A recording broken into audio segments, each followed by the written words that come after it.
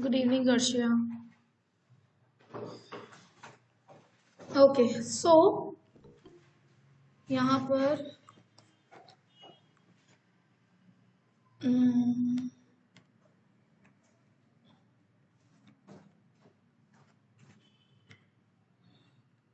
Good evening Abhijay.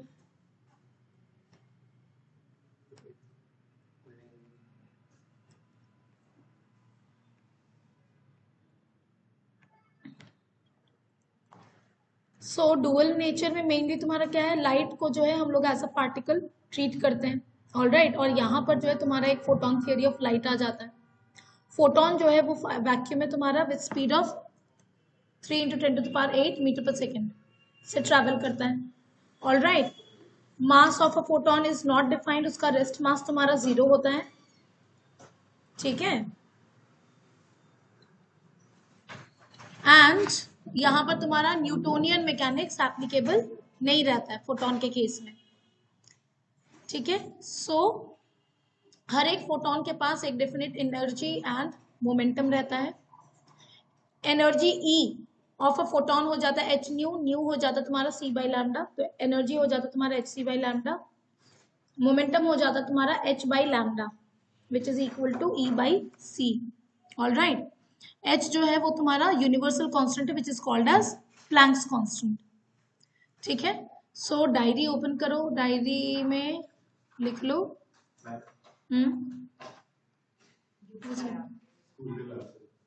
क्यों लाए हो लेकिन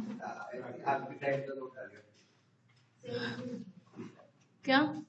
हाँ, मुझे समझ में भी नहीं आया। Okay, for photon energy is equal to H nu, जो कि हो जाएगा तुम्हारा एच सी बाई लैम्डा। बातें बंद।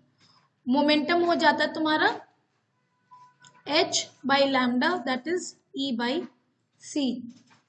क्लियर है? इन दोनों चीजों को डायरी में नोट कर लो।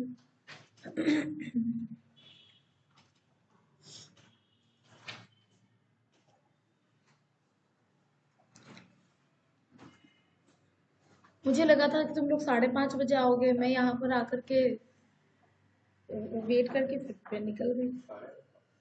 इन लोगों को आने का था, बताएगा ना कम से कम, नहीं आएगा।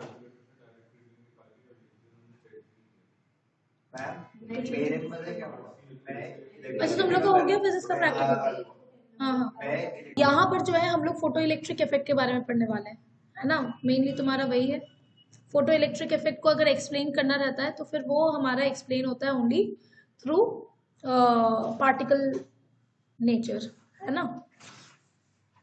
तो यहाँ पर लेटेस्ट से तुम्हारे पास कोई सरफेस है, तो यहाँ पर तुम्हारे इलेक्ट्रॉन्स जो है वो मेटल से बाउंड है। ऑल राइट, सो यहाँ पर क्या हो रहा है, तुम्हारा लाइट फॉल कर रहा है, लाइट इंसिडेंट हो रहा है। ठीक है, अगर लाइट के पास एनफ एनर्जी रहेगा। हिमानी इतना लेट क्यों हो गई? क्या बेटा? हाँ हाँ, सो अगर तुम्हारा फोटोन के पास एनफ एनर्जी रहेगा, एनर्जी ऑफ फोटोन क्या हो जाएगा तुम्हारा एच न्यू। अगर तुम्हारा फोटोन के पास एनफ एनर्जी रहेगा तो क्या करेगा, वो इलेक्ट्रॉन्स को निकाल देगा सरफेस से। ऑल राइट, एंड इलेक्ट्रॉन्स जो है वो इजेक्ट होने लग जाएंगे।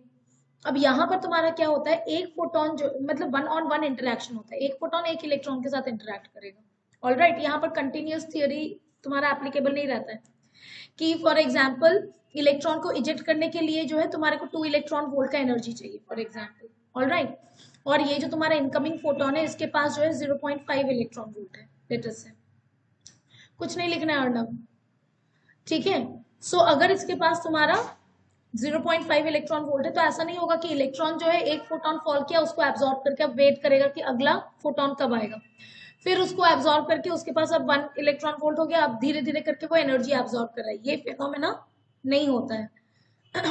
अगर इस फोटोन के पास एनफ एनर्जी नहीं है तो ये इलेक्ट्रॉन जो है इस फोटोन को एब्जॉर्ब ही नहीं करेगा। ये इलेक्ट्रॉन इस फोटोन को तभी एब्जॉर्ब करेगा जब इस फोटोन के पास एनर्जी जो है मिनिमम या तो 2 इलेक्ट्रॉन वोल्ट का होगा या तो उससे ज्यादा होगा। ऑल राइट, सो यहाँ पर क्या होता है, जो तुम्हारा एनर्जी इंसिडेंट हो रहा है उसका एक पोर्शन जो है इसको इजेक्ट करने में निकल जाएगा, which is called as the work function. All right. And बाकी का जो तुम्हारा एक्स्ट्रा एनर्जी रहेगा वो रिफ्लेक्ट होता है in the form of kinetic energy of the electron, और इसको हम लोग कह देते हैं the maximum possible kinetic energy, है ना। इसको मैक्सिमम पॉसिबल काइनेटिक एनर्जी क्यों कह रहे हैं, लेट अस से कि यहाँ पर जो है अब तुम्हारा जो इनकमिंग फोटोन है उसके पास एनर्जी जो है वो 5 इलेक्ट्रॉन वोल्ट का है। All right. सो जो मैक्सिमम पॉसिबल काइनेटिक एनर्जी होगा इलेक्ट्रॉन के पास वो तुम्हारा 3 इलेक्ट्रॉन वोल्ट होगा। अब मैक्सिमम पॉसिबल काइनेटिक एनर्जी क्यों कह रहे हैं, क्योंकि जैसे ही इलेक्ट्रॉन ने इस फोटोन को एब्जॉर्ब करा, जैसे ही वो सरफेस से निकलेगा तो वो उसको एक प्लेन रास्ता नहीं मिलने वाला है। सरफेस हमारे लिए बहुत पतला सा है, लेकिन मॉलिक्यूलर लेवल पे जो है सरफेस का मतलब बहुत सारा मॉलिक्यूलर डायमीटर हो जाता है। All right. तो जब ये सरफेस से निकलना चाहेगा तो बहुत सारे आयंस, फिक्स्ड आयंस रहेंगे, उनके साथ टकराएगा, आसपास के इलेक्ट्रॉन्स के साथ भी टकरा सकता है। तो टक्कर जब खाएगा तो ये अपनी काइनेटिक एनर्जी को लूज करता रहेगा। All right. तो यहाँ पर हमारा एक्सपेक्टेड क्या रहेगा कि ये इलेक्ट्रॉन को खाली निकालने में एनर्जी कितना खर्च हो गया, 2 इलेक्ट्रॉन वोल्ट, और जो मैक्सिमम काइनेटिक एनर्जी पॉसिबल होगा वो हो जाएगा तुम्हारा 3 इलेक्ट्रॉन वोल्ट। तो अगर कोई इलेक्ट्रॉन बिना किसी टक्कर के, बिना किसी लॉस के अगर निकल जाता है, तब तो ये जब निकल जाएगा तो इसके पास एनर्जी कितने बचेगा, 3 इलेक्ट्रॉन वोल्ट। अदरवाइज जो है काइनेटिक एनर्जी या तो 3 इलेक्ट्रॉन वोल्ट से कम होगा या तो ज्यादा से ज्यादा 3 इलेक्ट्रॉन वोल्ट हो सकता है। क्लियर है। सो ये तुम्हारा एक इंपॉर्टेंट इक्वेशन आ जाता है, ये तुम्हारा Einstein equation of photo electric effect है। So this is your Einstein's. इसको भी लिख लो डायरी में, ये बहुत ही छोटा सा चैप्टर है, आज ही खत्म हो जाएगा। Equation of photo electric effect.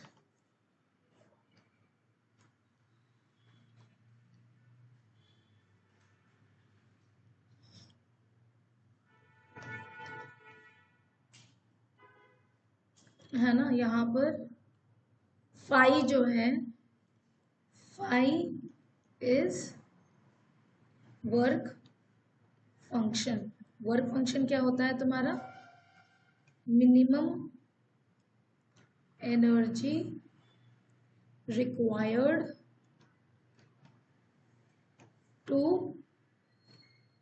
eject an electron from the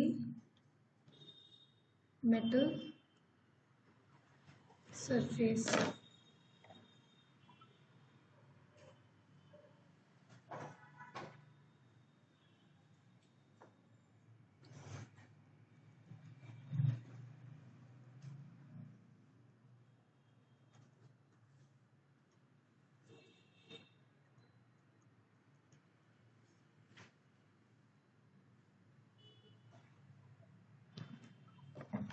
clear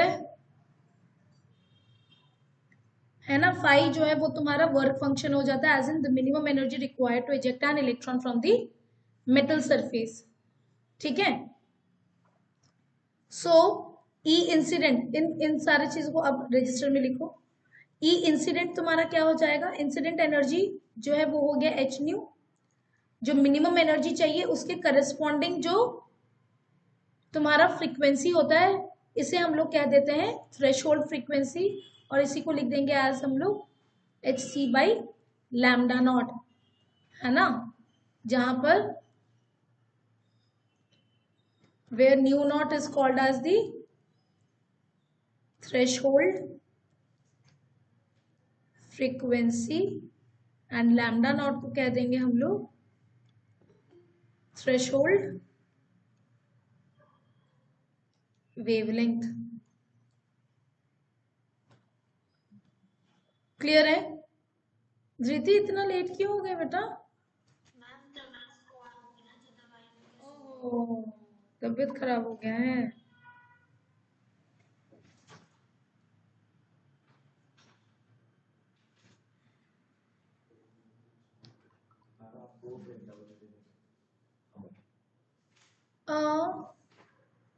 optics का ना, मैंने लिखा ही नहीं था, कल लिखा था मैंने, कुछ तो लिखा था इस रूम में। एक सेकंड में अभी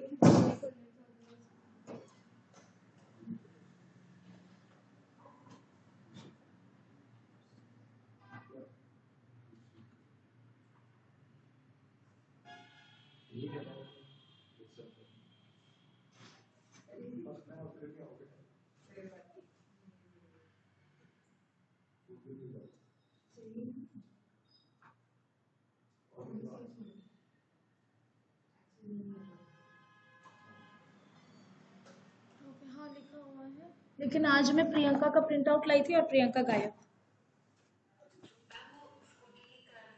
हाँ ठीक है, बहुत बढ़िया। उसके बाद तुमको मिलेगा कि नहीं मिलेगा भगवान जाने, क्योंकि जिसको भी चाहिए रहता है वो फिर उठा लेगा ना शीट। ओके सो ये हमारा हो गया। ऑल राइट, सो अगर हमारा इंसिडेंट एनर्जी, अगर हमारे को फोटो इलेक्ट्रिक इफेक्ट देखना है तो frequency should be greater than the threshold frequency, जो इंसिडेंट फ्रीक्वेंसी है ना। So in order to observe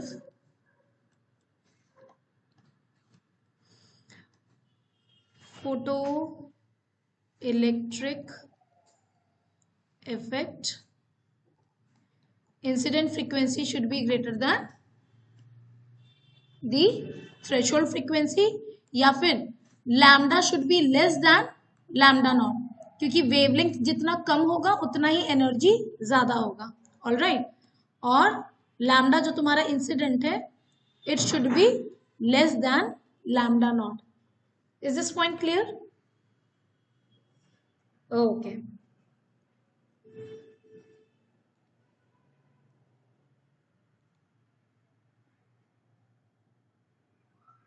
सो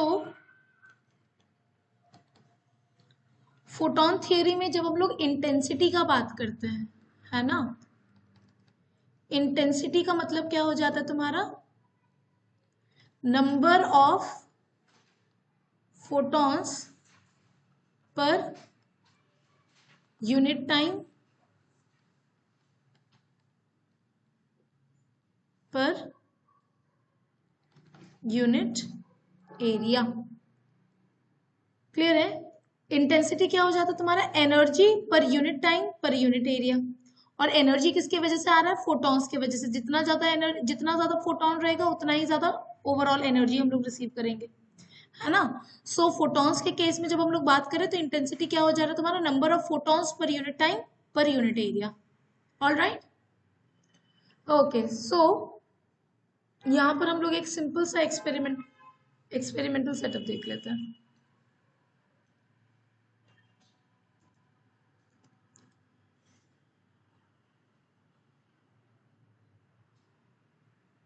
ये रहा,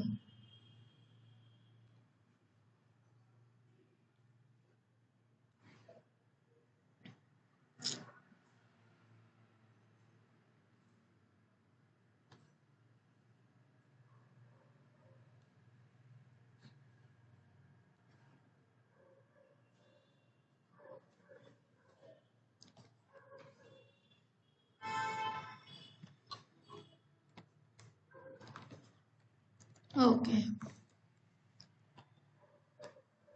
सो लेट अस से इनिशियली जो है ना, हमने इस बैटरी से इसको किसी भी तरीके से नहीं कनेक्ट करा है, ठीक है। अभी के लिए अभी कोई नहीं नोट करना है, कुछ भी नहीं नोट करना है, ओके। और यहाँ पर जो है ये तुम्हारा स्ट्रेट वायर से कनेक्टेड है लेट अस से, ठीक है। सो यहाँ पर तो अब तुम्हारा होगा क्या, अगर हम लोग एनफ एनर्जी के लाइट को इंसिडेंट करवा रहे हैं, एनफ एनर्जी का मतलब क्या हो गया कि फ्रीक्वेंसी जो है ग्रेटर देन थ्रेशोल्ड फ्रीक्वेंसी। तो इस वाले सरफेस से, सरफेस ए अगर मैं इसको कॉल कर दूं, इससे इलेक्ट्रॉन्स इजेक्ट होंगे।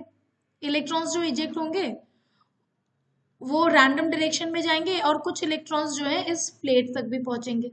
ऑल राइट, जिस वजह से जो है यहाँ पर हमारे को एमीटर में डिफ्लेक्शन शो होगा। क्लियर है? अब हमने क्या करा, अब हमने एक बैटरी लगा दिया। ऑल राइट, बैटरी लगा दिया और प्लेट ए जो है वो तुम्हारा अब नेगेटिव पोटेंशियल पे, यानी कि लो पोटेंशियल पर आ गया, और प्लेट ए जो है वो तुम्हारा पॉजिटिव, प्लेट बी जो है वो तुम्हारा पॉजिटिव बन गया, हाई पोटेंशियल पर आ गया। अकॉर्डिंगली हमने कनेक्ट करा। अब क्या होगा, जो इलेक्ट्रॉन्स तुम्हारा इजेक्ट होंगे, उन इलेक्ट्रॉन्स को अब ये वाला प्लेट जो है, ये प्लेट बी जो है वो क्या करने लगेगा, अट्रैक्ट करने लगेगा। तो करंट का डिफ्लेक्शन जो है अब वो बढ़ने लगेगा। क्लियर है? अब हम लोग क्या करेंगे, लेटर से अब हम लोग यहाँ पर ना एक प्लॉटिंग करते हैं। सो हमारे को क्या देखने को मिल रहा है, वी वर्सेस आई का अगर मैं ग्राफ प्लॉट करूं,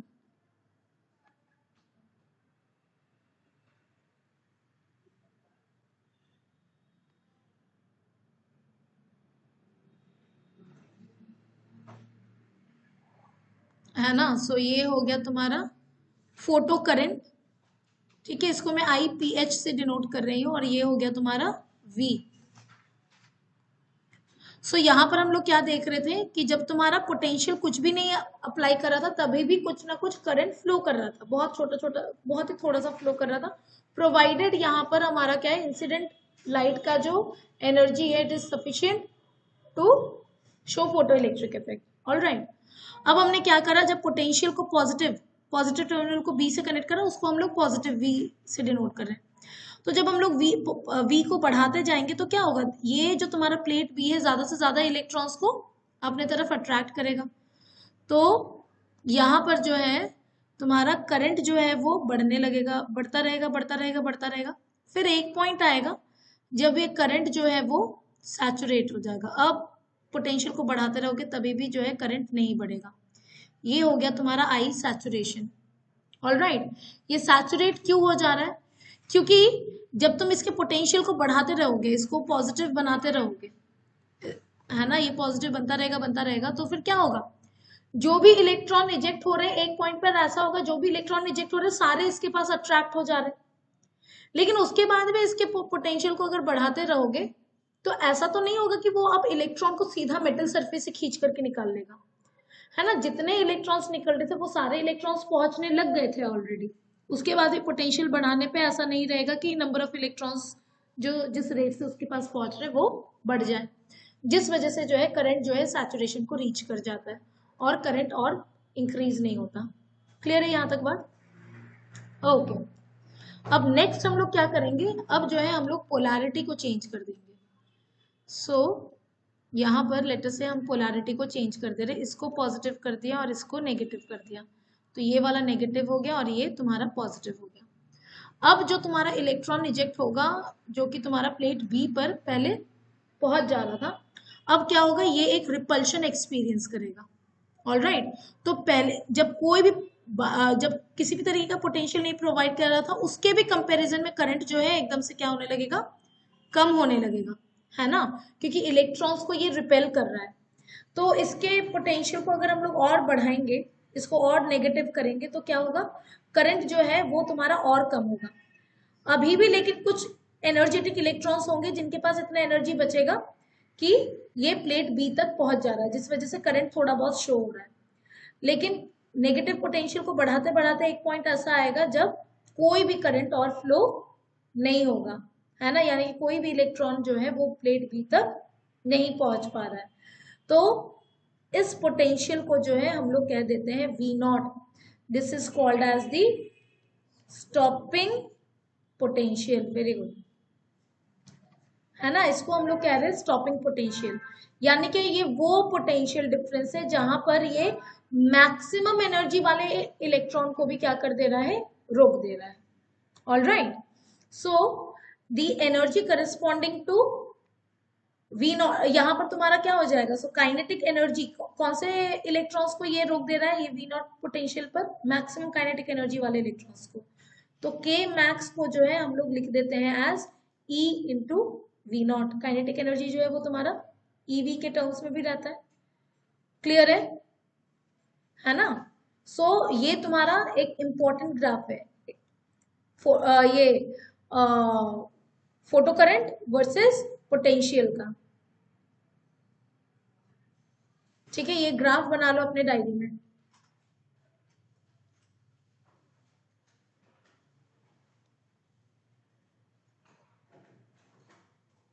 यहाँ पर ये लिख लेना अच्छे से, IPH जो है वो तुम्हारा क्या है, यस, फोटो करंट। यहाँ पर ना करंट को भी हम लोग आई से डिनोट करते हैं, इंटेंसिटी को भी आई से डिनोट करते हैं, इसलिए बहुत केयरफुल रहना है।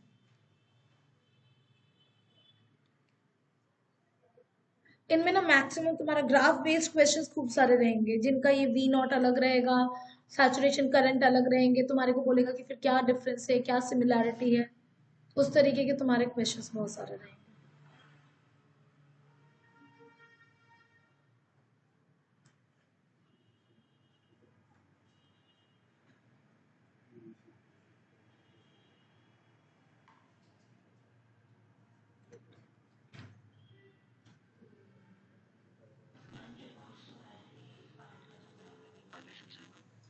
तुम्हारा एकदम रोबोटिक आवाज आ रहा है, बट मैं समझ गई क्या बोल रहे हो। रिवर्स पोटेंशियल वाले के केस में बेटा यहाँ पर क्या हो रहा है, यस, बात है बात है। यहाँ पर जो इलेक्ट्रॉन्स पहले क्या हो रहे थे, जो इलेक्ट्रॉन्स इजेक्ट हो रहे थे वो इजीली अट्रैक्ट हो जा रहा था प्लेट बी पे, और ये तुम्हारा प्लेट ए है। अब जो है मैंने प्लेट बी को नेगेटिव पोटेंशियल दे दिया और प्लेट ए को पॉजिटिव पोटेंशियल दे दिया, तो ये इलेक्ट्रॉन्स जो है वो रिपल्शन एक्सपीरियंस करना शुरू कर देंगे। सो यहाँ पर क्या होगा, कुछ इलेक्ट्रॉन्स जिनके पास कम काइनेटिक एनर्जी वो तो नहीं पहुंच पाएंगे, लेकिन कुछ इलेक्ट्रॉन्स के पास इनफ काइनेटिक एनर्जी रहेगा कि जो कि इस रिपल्शन के बावजूद प्लेट बी तक पहुंच पाएगा, जिस वजह से यहाँ पर करंट जो है वो तुम्हारा डिक्रीज होने लगेगा। समझ पा रही है? ओके, सो ये तुम्हारा डिक्रीज होने लगेगा। लेकिन तो यहाँ पर हम लोग क्या कह रहे हैं, अब अगर नेगेटिव पोटेंशियल के स्ट्रेंथ को बढ़ाते रहेंगे तो क्या होगा, जो अब रिपल्शन जो है वो ज्यादा हो जाएगा, रिपल्शन वो ज्यादा एक्सपीरियंस करेगा, तो जित पहले के मुकाबले में इलेक्ट्रॉन्स जो पहुंच रहे थे वो भी तुम्हारे और कम हो जाएंगे। फिर एक पॉइंट आएगा ऐसा पोटेंशियल जहां पर कोई भी इलेक्ट्रॉन नहीं पहुंच रहा है, यानी कि यहाँ पर जो है कोई भी करंट शो नहीं हो रहा है, कोई भी इलेक्ट्रॉन नहीं पहुंच रहा, मतलब मैक्सिमम एनर्जी, जिस इलेक्ट्रॉन के पास जो मैक्सिमम पॉसिबल काइनेटिक एनर्जी होगा उस वाले इलेक्ट्रॉन को भी अगर रोक देगा तो उसके बियॉन्ड और करंट फ्लो होगा ही नहीं, तो ये वी नॉट हो जाता तुम्हारा स्टॉपिंग पोटेंशियल, जिस इंस्टेंट पर करंट पूरे तरीके से जीरो हो गया। क्या इस चीज को समझ पा रही है? और K max is equal to E V not क्यों किया, ये बात समझ में आया बेटा? ओके, सो सबने ये ग्राफ बनाया क्या डायरी में? ये रिलेशन को लिखो डायरी में, ग्राफ जाएगा तुम्हारा डायरी में, ये रिलेशन भी जो है ये भी चला जाएगा डायरी में।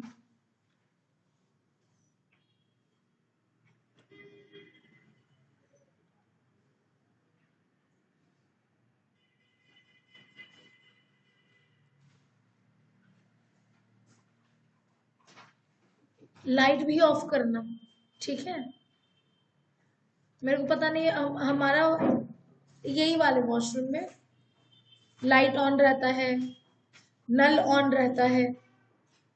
सो इस वाले बैच पे शक है मुझे या फिर सुबह वाले बैच पे?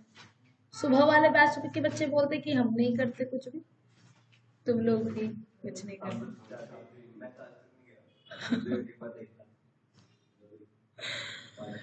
ओके, सो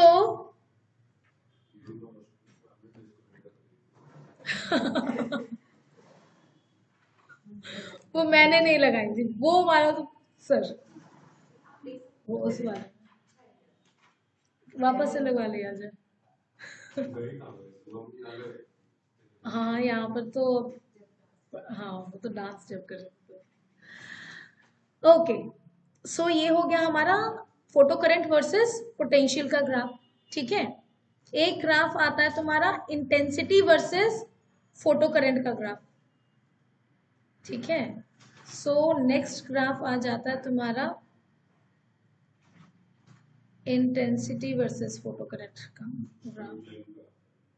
वेरी गुड, वो तुम्हारा स्ट्रेट लाइन ग्राफ रहेगा, इंटेंसिटी वर्सेस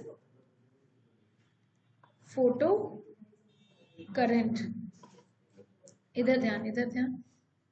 सो जैसे जैसे इंटेंसिटी बढ़ाएंगे, इंटेंसिटी का मतलब क्या हो गया, number of photons per unit area per unit time. जितने ज्यादा फोटॉन्स बढ़ेंगे उतने ही ज्यादा वो इलेक्ट्रॉन्स के साथ इंटरेक्ट करेगा और उतना ही तुम्हारा उतने ही इलेक्ट्रॉन्स इजेक्ट होंगे और उतना ही तुम्हारा फोटो करंट होगा। ऑल राइट, सो इंटेंसिटी और फोटो करंट का तुम्हारा एक लीनियर ग्राफ रहता है। ठीक, यहां पर ये तुम्हारा अंडरस्टूड रहता है कि वही फोटोन इंसिडेंट करवा रहे हैं जो कि फोटो इलेक्ट्रिक इफेक्ट को शो कर पा रहा है। ऑल राइट, यानी कि इंसिडेंट फ्रीक्वेंसी जो है it is greater than the threshold frequency. Clear है? ये वाला ग्राफ भी जाएगा तुम्हारा डायग्री में। Graphs are very very important. इस वाले चैप्टर में तुम्हारा मेनली ग्राफिकल क्वेश्चन रहेंगे या फिर ग्राफ को एनालाइज करना है, उसी तरीके का सवाल रहता है। इंटेंसिटी वर्सेस फोटो करंट, क्या बेटा?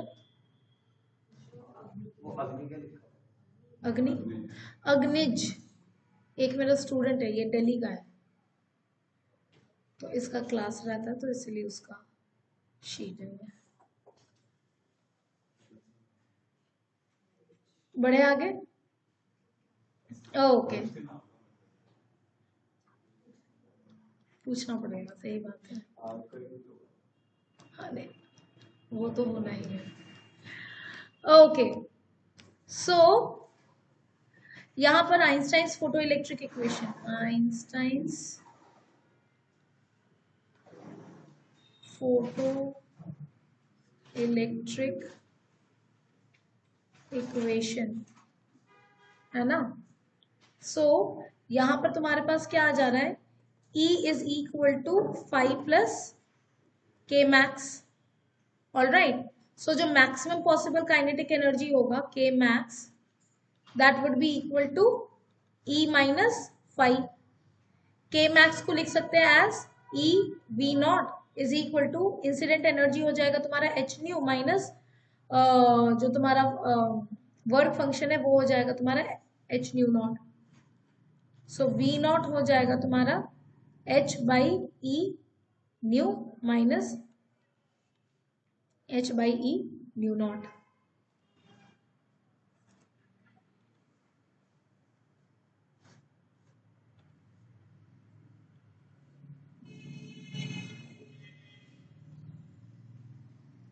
सो अब अगर हम लोग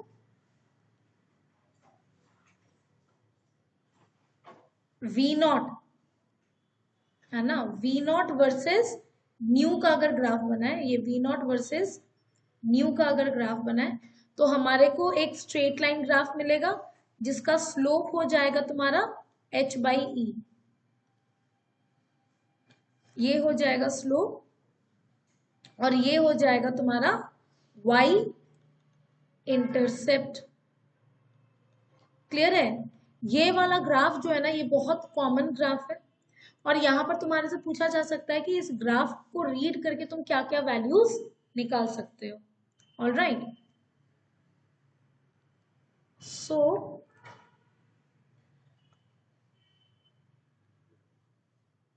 इसको लिख लो, पहले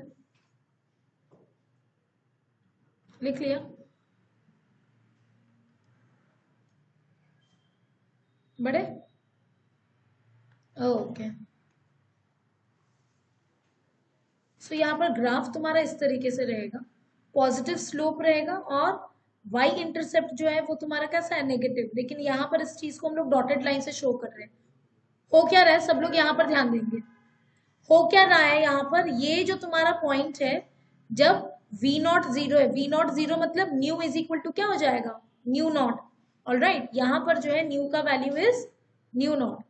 इससे कम अगर तुम्हारा फ्रीक्वेंसी होगा तो तुम्हारे को फोटो इलेक्ट्रिक इफेक्ट दिखेगा ही नहीं, है ना। इसलिए किसी भी तरीके का इलेक्ट्रॉन इजेक्ट नहीं हो रहा है।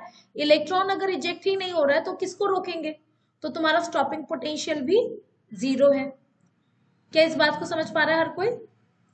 अब जैसे जैसे हम लोग ये जो है ये न्यू क्या है, इंसिडेंट लाइट का फ्रीक्वेंसी, करेक्ट, या फिर इंसिडेंट फोटॉन्स का फ्रीक्वेंसी।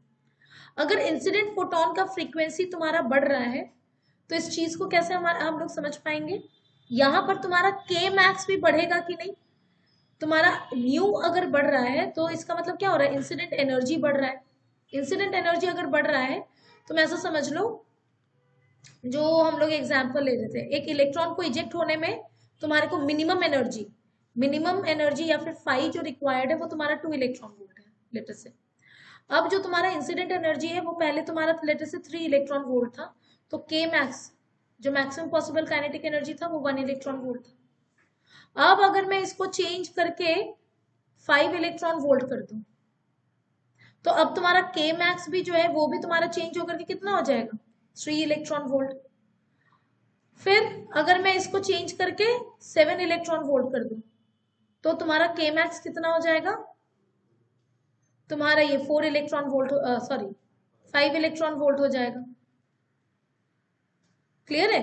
सो इंसिडेंट एनर्जी को जब हम लोग बढ़ा रहे हैं, ये जो मिनिमम एनर्जी रिक्वायर्ड है वो तो तुम्हारा फिक्स्ड है, तो इंसिडेंट एनर्जी को अगर हम लोग बढ़ा रहे हैं तो उसका इम्पैक्ट किस पे पड़ रहा है, the maximum possible kinetic energy पे।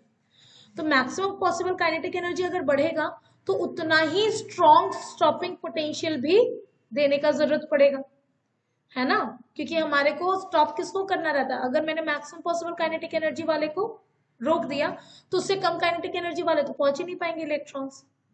क्या ये बात समझ में आ रहा है सबको?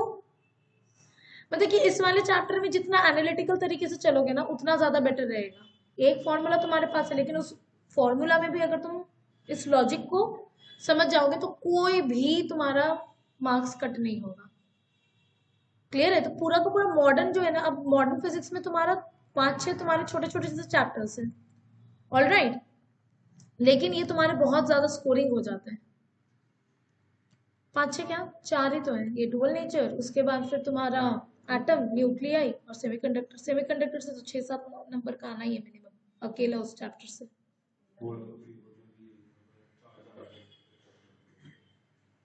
नहीं, इसमें तो तुम्हारा प्रॉपर मार्क डिस्ट्रीब्यूशन फॉलो होना ही है।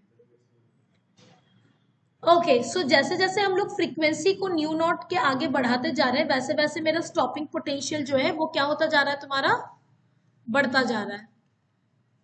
Is this point clear? Tanisha clear है बेटा?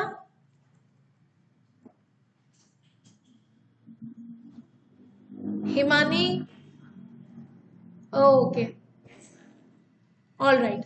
सो ये हो गया लेट अस से फॉर मेटल 1। मेटल 1 का बात कर रहे हैं, ये तुम्हारा फिर न्यू नॉट 1 हो गया। इसका स्लोप हमारे को क्या दे देगा, स्लोप जो है वो तुम्हारा क्या हो जाएगा, tan theta, which would be equal to h/e। Clear है? This would be equal to h/e। ठीक, और जो तुम्हारा y इंटरसेप्ट है वो क्या है तुम्हारा, h/e न्यू नॉट। सो यहां पर जो है ना तुम्हारा एक थियोरेटिकल क्वेश्चन पूछा जा सकता है कि v नॉट वर्सेस न्यू का ग्राफ बताओ, और इस ग्राफ की मदद से तुम प्लैंक्स कांस्टेंट किस तरीके से कैलकुलेट कर सकते हो। स्लोप हो जाएगा तुम्हारा h/e, e का वैल्यू हमारे को पता है ना। इस तरीके का मैंने तुम लोग को एक सवाल भी पूछा करवाया था। ऑल्दो हमारे को h का वैल्यू पता है, ले दे करके आएगा वही, लेकिन तुम्हारे को पूछा जा सकता है कि इस ग्राफ के थ्रू हम लोग कैसे निकालेंगे, तब तुम्हारे को प्रॉपर्ली बताना रहेगा कि स्लोप के थ्रू हम लोग निकाल सकते हैं। फिर थ्रेशोल्ड फ्रीक्वेंसी अगर हमारे को निकालना रहे तो थ्रेशोल्ड फ्रीक्वेंसी ये रहा, ये वाला पॉइंट पे हमारे को थ्रेशोल्ड फ्रीक्वेंसी मिल जाएगा। वाई इंटरसेप्ट पे भी हमारे को थ्रेशोल्ड फ्रीक्वेंसी का आइडिया मिलेगा, है ना। वाई इंटरसेप्ट को भी अगर h/e न्यू नॉट से इक्वेट कर देंगे तभी भी हमारा न्यू नॉट निकल के आ जाएगा। क्लियर है? तो किसी भी तरीके से तुम्हारे से क्वेश्चन फ्रेम किया जा सकता है। हो सकता है तुम्हारे को इंटरसेप्ट का वैल्यू दे दे, इंटरसेप्ट का वैल्यू दे दे, वहां से तुम्हारा न्यू नॉट का वैल्यू निकल जाएगा। क्लियर है? सो ये जो है लेट अस से ये वाला हमारा है मेटल 1 का, मेटल 1। अब दूसरा मेटल अगर हम लोग यहाँ पर कंसिडर कर ले, सो दूसरा मेटल का अगर हम लोग यहाँ पर ग्राफ बनाएंगे तो ये एकदम पैरेलल ग्राफ रहेगा। पैरेलल क्यों रहेगा? क्योंकि स्लोप जो है वो क्या है, वो तो एक कांस्टेंट है ना, h का वैल्यू भी कांस्टेंट है, e का वैल्यू भी कांस्टेंट है, तो स्लोप जो है वो किसी भी ग्राफ के लिए h/e ही होगा। ऑलराइट, सो ये हो गया तुम्हारा मेटल 2। तो ये तुम्हारे से पूछा जा सकता है कि तुम्हारा ग्राफ जो है वो पैरेलल क्यों है, तो यहाँ पर रीजन क्या हो जाएगा, स्लोप जो है वो एक कांस्टेंट है। ऑलराइट, सो स्लोप का वैल्यू जो है हर जगह तुम्हारा h/e ही है, इस वजह से ये दोनों ग्राफ्स जो है वो पैरेलल है। समझ में आ गया? अब दोनों के केस में अंतर किस में है? थ्रेशोल्ड फ्रीक्वेंसी में। किसका थ्रेशोल्ड फ्रीक्वेंसी ज्यादा है?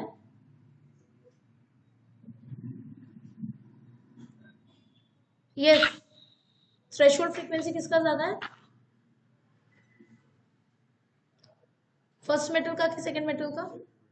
सेकंड मेटल का, है ना। ये यहाँ पर तो आपको डायरेक्टली दिख रहा है इसी एक्सेस के अलोंग, है ना। न्यू नॉट 2 जो है it is greater then new not 1। Clear है? सो यहां पर इसका मतलब क्या हो गया कि इलेक्ट्रॉन्स को इजेक्ट करवाने के लिए जो हमारे को मिनिमम एनर्जी चाहिए रहेगा वो किस केस में ज्यादा रहेगा? तुम्हारा मेटल 2 के केस में तुम्हारे को इंसिडेंट एनर्जी का जो मिनिमम रिक्वायरमेंट है वो तुम्हारा ज्यादा रहेगा in case of metal number 2। So again तुम्हारे को ग्राफ दे देगा, तुम्हारे को बता देगा कि ई इंसिडेंट लेटेस्ट से कि फाइव नॉट 1 जो है वो तुम्हारा 2 इलेक्ट्रॉन वोल्ट है और फाइव नॉट 2 जो है वो तुम्हारा 3 इलेक्ट्रॉन वोल्ट है। एग्जाम्पल ले रहे हैं हम लोग, ठीक है। फाइव का मतलब क्या हो गया तुम्हारा? The work function. अब तुम्हारे को बोल देगा कि जो तुम्हारा इंसिडेंट एनर्जी है ना, ई जो तुम्हारा इंसिडेंट हो रहा है वो तुम्हारा लेटर से दे दिया 2.5 इलेक्ट्रॉन वोल्ट। तो तुम्हारे से पूछ लेगा कि कौन से मेटल में तुम्हारे को फोटो इलेक्ट्रिक इफेक्ट दिखेगा। एक लेटर से दे दिया, ये तुम्हारा E1 हो गया। एक का एनर्जी दे दिया तुम्हारा 1.5 इलेक्ट्रॉन वोल्ट। एक का एनर्जी दे दिया तुम्हारे को लेटर से 4 इलेक्ट्रॉन वोल्ट, ठीक है। तो इन तीनों केसेस में तुम्हारे से पूछ देगा कि किन किन मेटल्स में तुम्हारा फोटो इलेक्ट्रिक इफेक्ट देखने को मिलेगा। फर्स्ट केस में E1 वाले केस में किस मेटल में देखने को मिलेगा फोटो इलेक्ट्रिक इफेक्ट? अगर इंसिडेंट एनर्जी 2.5 इलेक्ट्रॉन वोल्ट है तो ए में देखने को मिलेगा, बी में देखने को नहीं मिलेगा क्योंकि बी में मिनिमम एनर्जी जो है वो तुम्हारा 3 इलेक्ट्रॉन वोल्ट है वर्क फंक्शन, तो इलेक्ट्रॉन्स को ये इजेक्ट ही नहीं कर पाएगा। क्लियर है? तो इस केस में जो है तुम्हारा खाली metal 1 photo electric effect show करेगा। E2 के केस में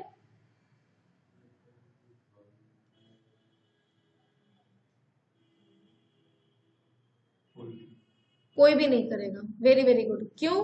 क्योंकि इंसिडेंट एनर्जी क्या है, दोनों के ही केसेस में जो है तुम्हारा मिनिमम रिक्वायरमेंट से कम है, तो किसी भी दोनों में से कोई भी जो है तुम्हारा फोटो इलेक्ट्रिक इफेक्ट को शो नहीं करेगा। और थर्ड वाले केस में दोनों करेंगे, है ना। दोनों में दोनों का ही तुम्हारा फोटो इलेक्ट्रिक इफेक्ट शो होगा। दोनों में से किस केस में तुम्हारा के मैक्स ज्यादा होगा? मैक्सिमम काइनेटिक एनर्जी पॉसिबल क्या? जिसमें दोनों है?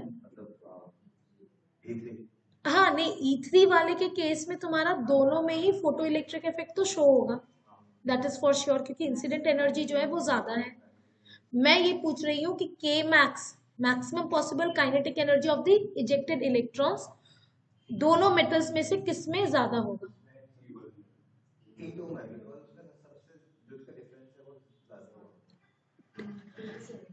E2 तो शो ही नहीं कर रहा बेटा, ये वाला केसेस को भूल जाओ। E2 जो है वो क्या है तुम्हारा 1.5 इलेक्ट्रॉन वोल्ट है। यहाँ पर मिनिमम एनर्जी इलेक्ट्रॉन को निकालने के लिए कितना है? 3 इलेक्ट्रॉन वोल्ट है, तो ये तो इलेक्ट्रॉन को निकाल ही नहीं पाएगा, तो ये तो तुम्हारा पिक्चर से ही बाहर हो गया। E3 वाला एनर्जी जब तुम्हारा इंसिडेंट हो रहा है तब तुम्हारा दोनों में ही फोटो इलेक्ट्रिक इफेक्ट हो रहा है।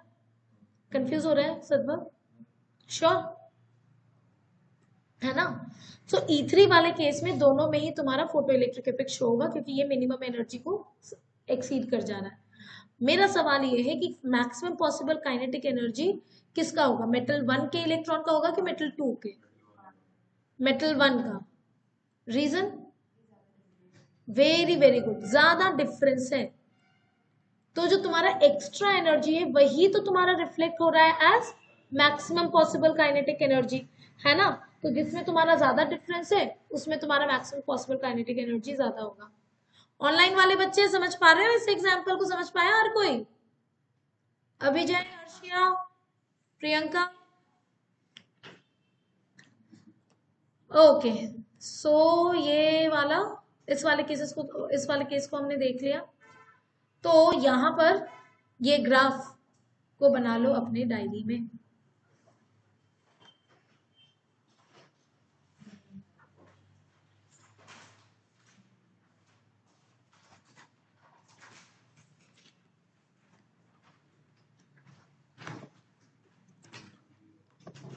यस।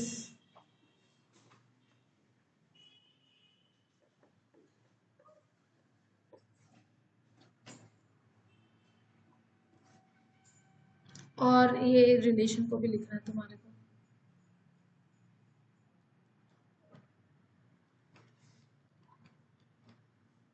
फाई फाई नॉट दोनों से ही डिनोट किया जाता है वर्क फंक्शन को।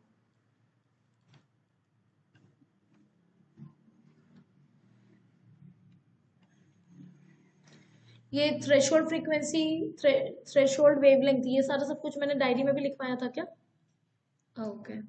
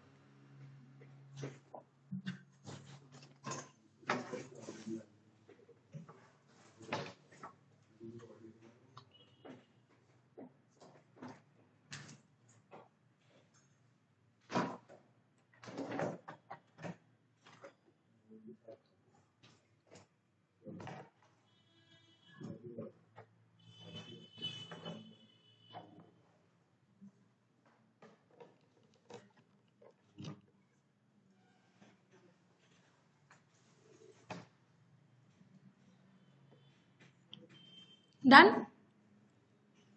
अच्छा, इसी में तुम्हारा एक और रिलेशन क्या आ जाता है, V not is equal to H by ई।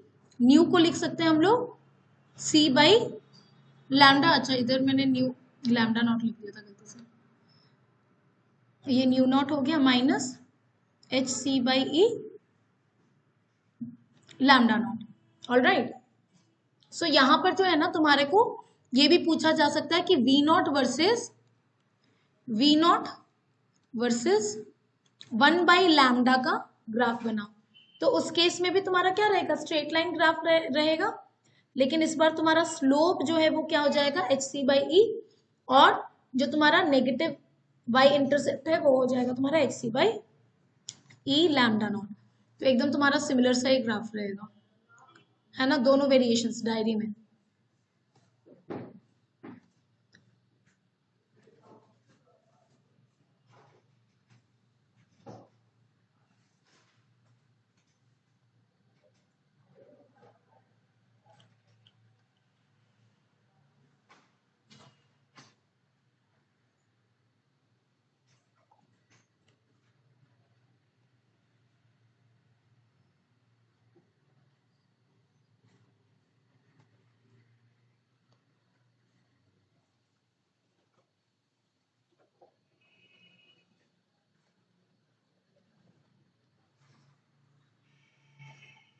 है ना, ये 1/लैम्डा, ये तुम्हारा वी नॉट हो गया, ये हो जाएगा तुम्हारा 1/लैम्डा नॉट, स्लोप हो जाएगा H C by E, and ये इंटरसेप्ट हो जाएगा तुम्हारा minus of H C by E lambda not, which is also equal to tan theta.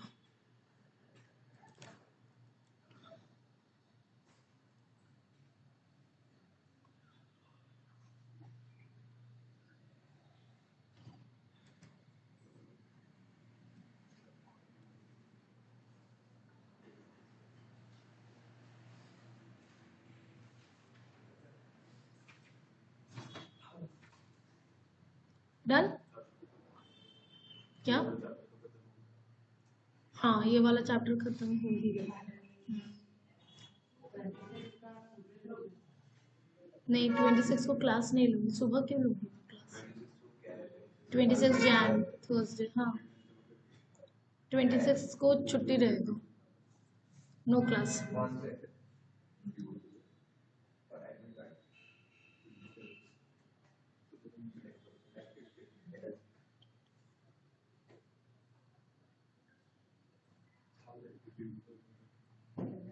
Monday को हमारा डिस्कशन रहेगा ना, क्या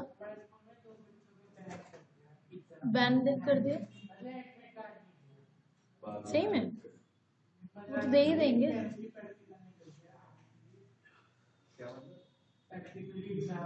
प्रैक्टिकल का एग्जाम तब तो नहीं नहीं नहीं, हाँ प्रैक्टिकल अगर तुम्हारा मिस हुआ है तो तुम्हारा उसका रिपीट नहीं होता है, ईयर ड्रॉप। प्रैक्टिकल का तुम्हारा जैसे तुम्हारा री एग्जाम होता है ना थियरी का, प्रैक्टिकल का नहीं होता है। मेरी मेरी सिस्टर को ना बहुत मतलब बहुत ही सीवियर ब्रोंकाइटिस अटैक आया था और उसके प्रैक्टिकल्स थे, तो वो ईयर ड्रॉप तो नहीं लेना चाहते थे क्योंकि पता है कि उसका दोबारा नहीं होगा। तो डैड एक्चुअली उसको गोद में लेकर के गए थे, लैब में रखा था, वो अपना पेपर दी थी, फिर उसको हॉस्पिटल लेकर के ले जाया।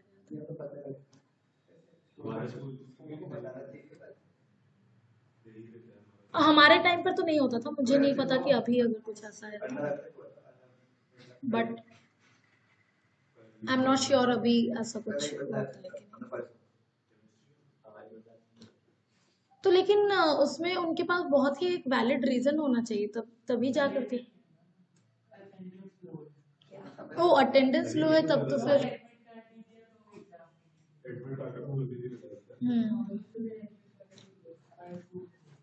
Okay so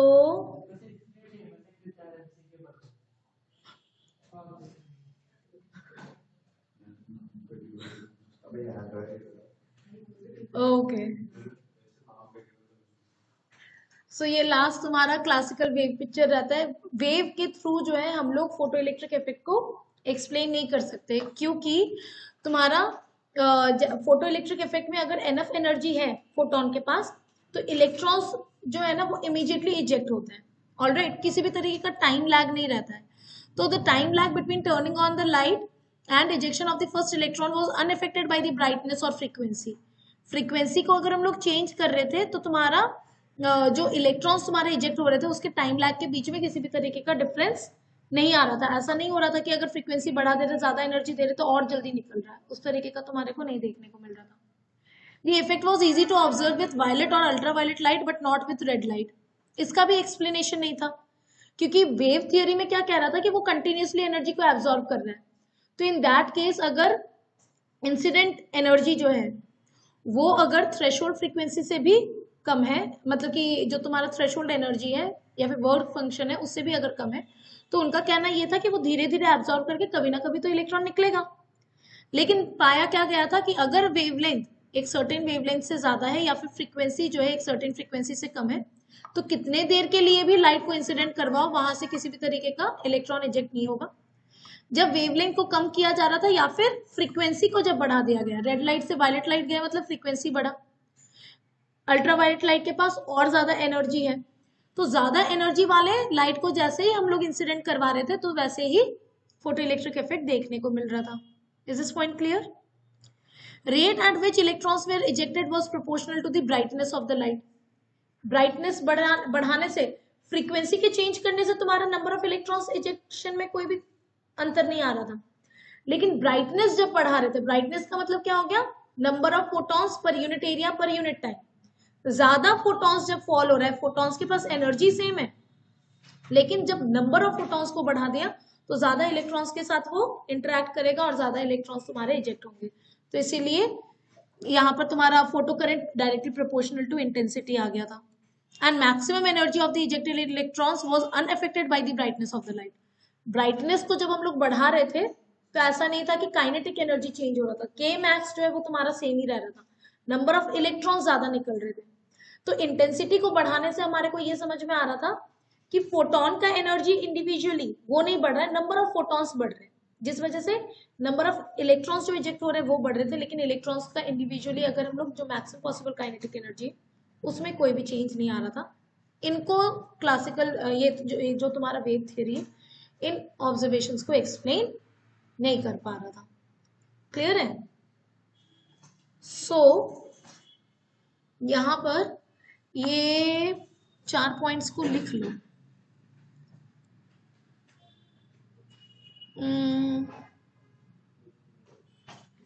Observations that were contrary to classical wave picture, लिख लो। Observations that were contrary to the classical wave picture, and ये 4 points को note कर लो। Observations that were contrary to the classical wave picture।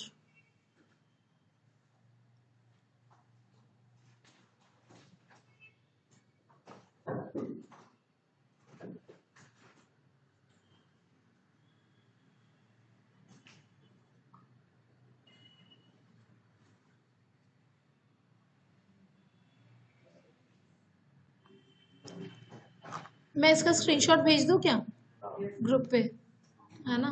चलो, okay, class over, ये chapter भी over.